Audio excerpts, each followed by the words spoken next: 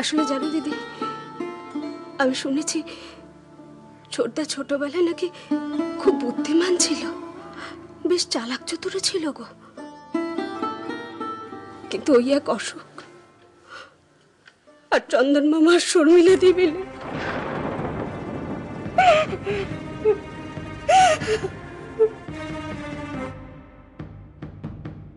কিন্তু দিদি,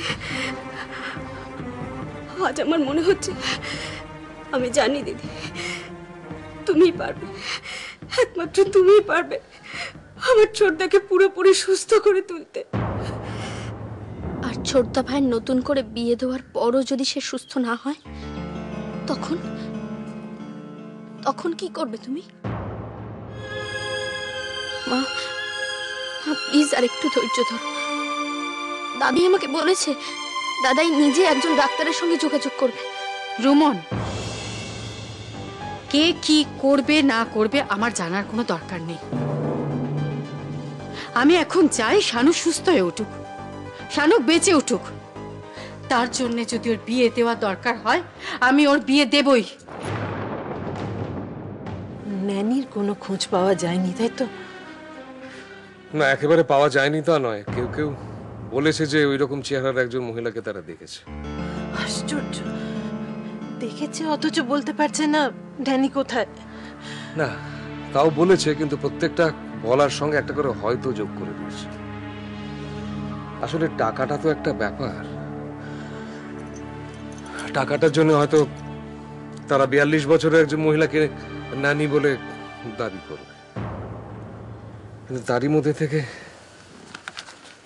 বেছে নিয়ে যে কটা চিঠি মনে হবে যে হ্যাঁ খানিকটা সত্যি হলেও হতে পারে, সেখান থেকে খোঁজটা শুরু করতে হবে কাল থেকেই।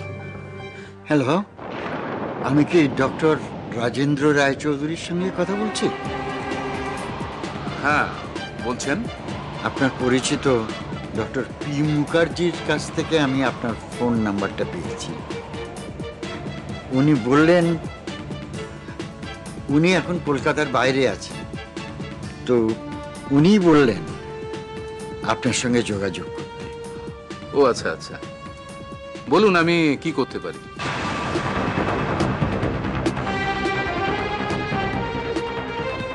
তাহলে আমি এখন রাখি। রাখুন। নন্দিনীটা একটা সাংঘাতিক যে মেয়ে ছেলে, কি করে বুঝবো আমি বলো? কয়েকদিন মালটাকে ওয়াচ করার দরকার ছিল, তারপর নয় অ্যাকশন করতিস। কি করে বুঝবো আমি মামা? প্রথমে ভাবলাম যে ও একটা কেঁচো, তারপর যে একটা বিষাক্ত সাপ হবে আমি বুঝতে পারিনি মামা। ওই সাপটাকে আমি মারব। হ্যাঁ মামা, এবার তোমার খেলা শুরু করো তো। কিন্তু ভাগ্নি, কুন্তলের সামনে তুই আমার মুখে একেবারে চুনকালি মাখিয়ে দিবি। কিন্তু মামা আমি আমি কি ট্রেনিংটা করে তোকে পাঠিয়েছিলাম বল? আমি অলিম্পিকে পাঠিয়েছিলাম তোকে সোনা আনার জন্য, তুই কি নিয়ে এলি না মাটি? আমি নিজে কিছু। ওই ছেমরিকে এবার আমি সামলাবো। এই তো একটু আগে এক বৃদ্ধ ভদ্রলোক আমাকে ফোন করেছিলেন তার নাতির জন্য। নন্দিনী, আজকে মানুষের সঙ্গে মানুষের সম্পর্কটা যেখানে দাঁড়িয়ে আছে, সেখানে বৃদ্ধ ভদ্রলোক তার নাতির আরোগ্য কামনায় আমাকে কলকাতায় ডেকে পাঠালেন। খুব আশ্চর্য ব্যাপার। নাতির কি হয়েছে কাকা বাবু? স্ত্রীর সঙ্গে মনোমালিন্য, ভুল বোঝাবুঝি, তারপর মানসিক ভারসাম্য হারিয়েছে। কাকা বাবু, ভদ্রলোকের নাম কি? ভদ্রলোকের নাম